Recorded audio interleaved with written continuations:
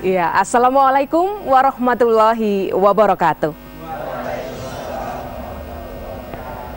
Bagaimana kabar Anda, pemirsa TVRI Yogyakarta dimanapun Anda berada? Mudah-mudahan kabar yang luar biasa yang kami terima pada kesempatan sore hari ini.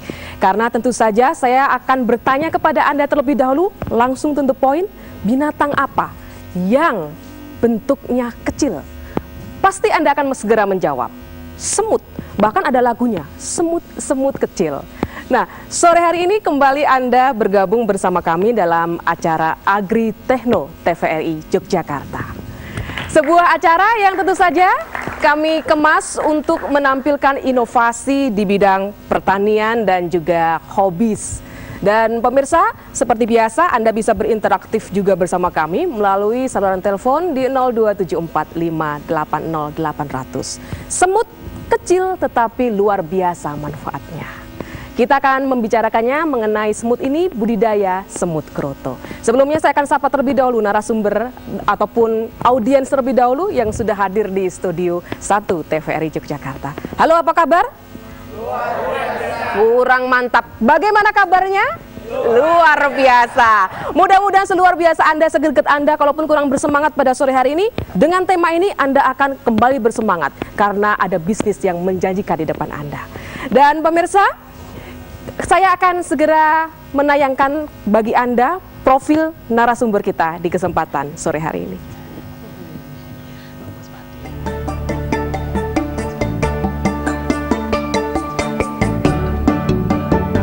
Widodo lahir di Bantul 25 Mei 1972. Ayah dua putri yang menyelesaikan pendidikannya di sekolah menengah atas Taman Siswa Imogiri Yogyakarta ini kini menggeluti 3 bidang usaha. Salah satunya adalah sebagai pembudidaya semut kroto. Di sela kesibukannya itu, pria penyuka olahraga volleyball yang tinggal di Dusun Sorolaten, Sidokarto, Godian, Sleman juga mendirikan koperasi serba usaha dan mendirikan kelompok ternak kambing tanpa angon dan ngarit.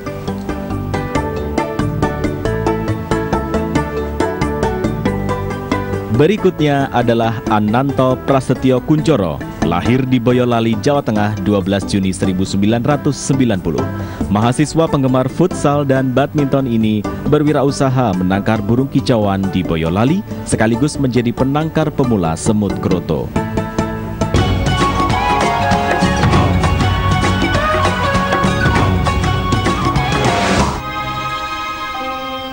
Baik pemirsa, segera kita panggilkan kedua narasumber kita pada kesempatan sore hari ini, Pak Widodo dan juga Mas Anto. Kita berikan aplaus. Selamat sore Pak. Iya, selamat sore Pak Widodo. Ini Mas Anto. Bagaimana pemirsa? Performan Pak Widodo, juragan semut. Nah, kalau yang di sebelah ini Mas Anto ya. Mas Anto ini juga kalau dibilang adalah calon. Insya Allah. Calon jutawan semut kroto. Ya. Betul begitu? Ya, nah, kalau tadi pagi gimana? Digigit berapa semut, Pak? Wah, banyak sekali. Oh, banyak sekali. Ya. Tetapi pagi-pagi kita harus terapi dulu. Terapi semut ya. Ya, terapi semut. Tapi nanti yang dihasilkan oleh semut itu yang bikin terapinya semakin mesem gitu, ya, Pak ya. Ya, betul. Baik, Pak Widodo dan juga Mas Antok dan juga pemirsa TVRI Yogyakarta dimanapun Anda berada, kita ikuti terlebih dahulu visualisasi tema berikut ini.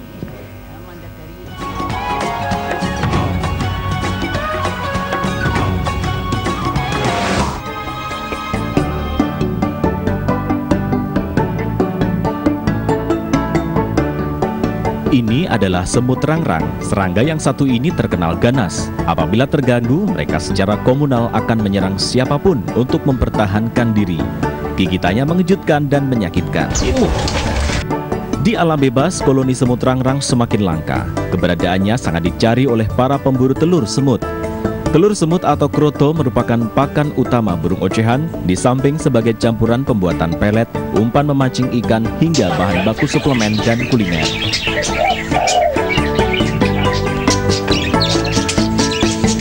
Tingginya permintaan pasokan kroto dari waktu ke waktu belakangan mendorong sebagian orang untuk melakukan budidaya. Seperti halnya yang dilakukan Widodo ini. Menurutnya, budidaya semut kroto sangat mudah, namun hasilnya relatif menjanjikan. Dalam budidaya semut kroto tidak membutuhkan pohon. Namun demikian, yang perlu dipersiapkan adalah rak yang berfungsi untuk meletakkan koloni semut rangrang. Bingkai rak dapat dibuat menggunakan kayu reng dengan ukuran rancang bangun, panjang 1,22 meter, lebar 40 cm, dan tinggi 1 meter. Sedangkan alasnya menggunakan triplek yang dipotong menyesuaikan ukuran bingkai. Dengan ukuran ini, rak dapat dibuat bersusun 3, masing-masing mampu menampung 1 lusin atau 12 toples berisi semut rangrang. Setelah siap, rak diletakkan pada satu tempat untuk pelaksanaan kegiatan penangkaran. Pilih tempat yang sejuk, tidak terpapar sinar matahari secara langsung, tenang dari aktivitas manusia, dan bebas hama seperti ayam, tokek, serta bahan kimia lainnya. Berikutnya adalah menyiapkan tempat pakan dan minum. Isi tempat pakan dengan ulat Hongkong secukupnya, atau dengan pakan lainnya seperti jangkrik, tulang, dan lain sebagainya. Sedangkan untuk minumannya adalah air putih yang telah dicampur dengan gula pasir. Takarannya 1 sendok makan gula pasir untuk 1 liter air putih. Jangan lupa pasang isolator pada kaki-kaki rak. Isi dengan minyak kelapa agar semut rangrang tidak keluar dari area rak yang disediakan. Karena tidak dibudidayakan pada pohon, maka sarang semut rangrang dapat menggunakan toples mika. Pada satu sisi toples perlu dibuat sebuah lubang dengan diameter lebih kurang 8 mm. Tujuannya untuk jalan keluar masuk semut. Langkah selanjutnya adalah memindahkan koloni semut rangrang untuk ditangkarkan pada toples. Tidak ada ratu semut di sini. Yang ada hanya sekoloni semut dengan tugasnya masing-masing.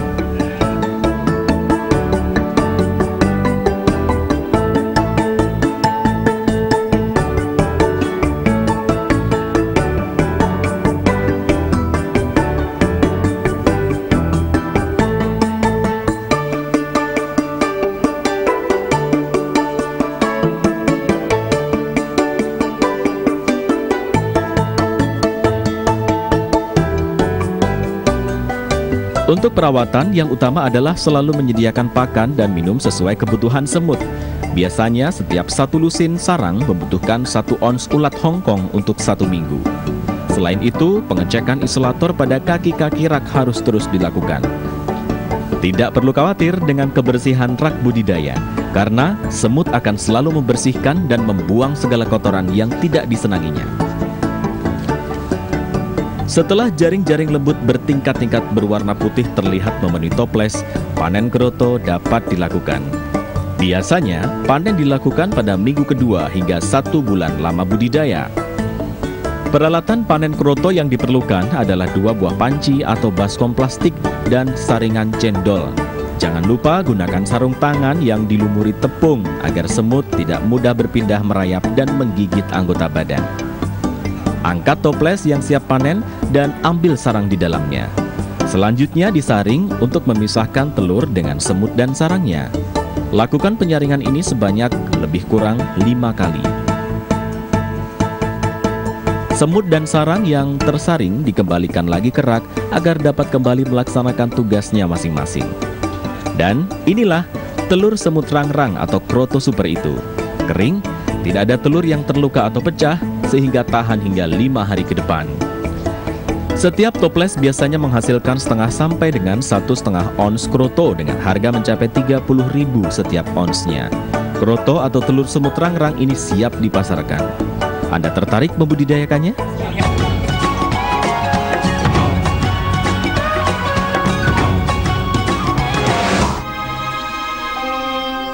Iya, bagaimana pemirsa? Anda tertarik membudidayakannya? Jelas, karena sangat menjanjikan sekali. Kalau 1 ons dihargai kurang lebih 30.000 ya Pak ya?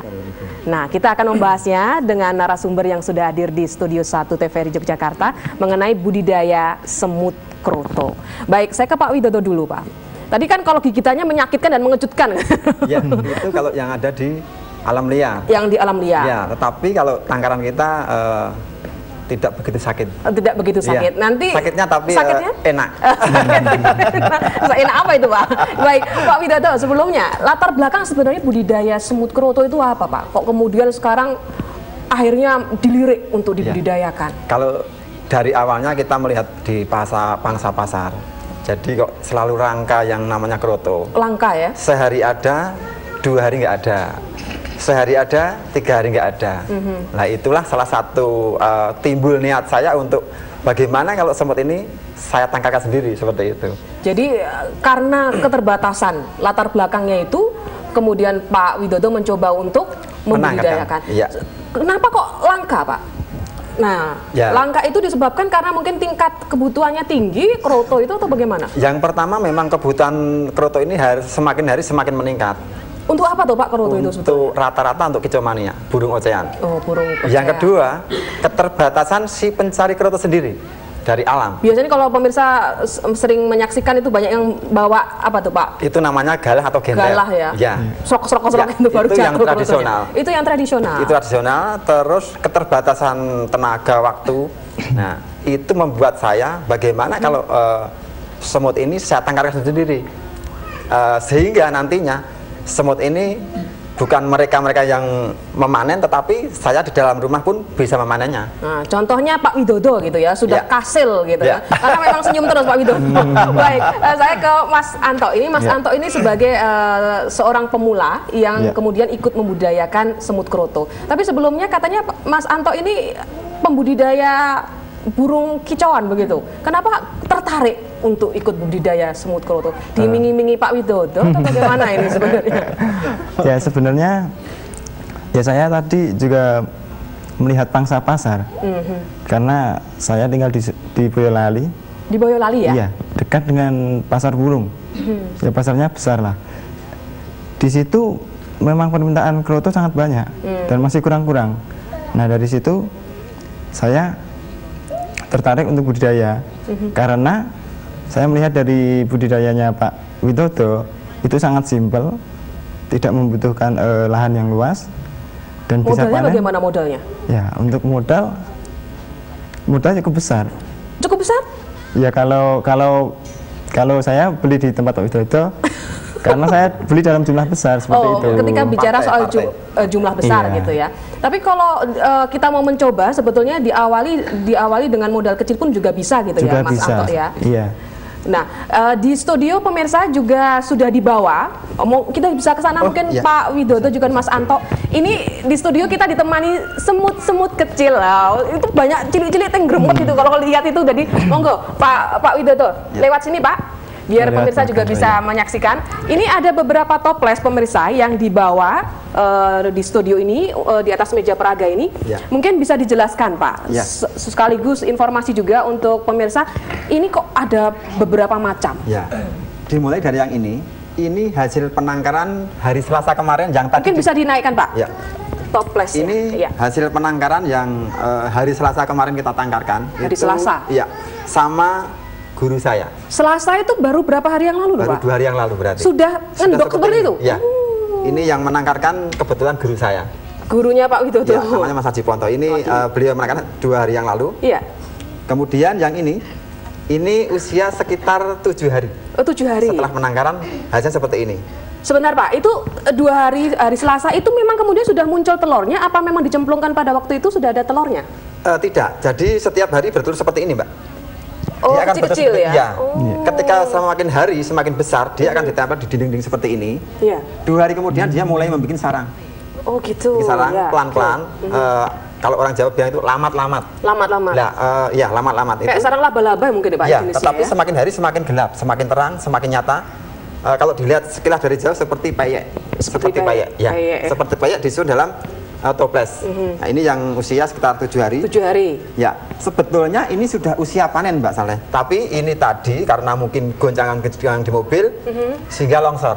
Oh, jadi itu jatuh ke bawah ya Pak ya? Tetapi tidak ada masalah, nanti udah sampai rumah dia akan bersarang kembali. Dan ini telur yang baru saja. Oh, jadi kecil cilik-cilik gitu ya? Ini telur yang baru saja bertelur, dia akan ditempel di atas.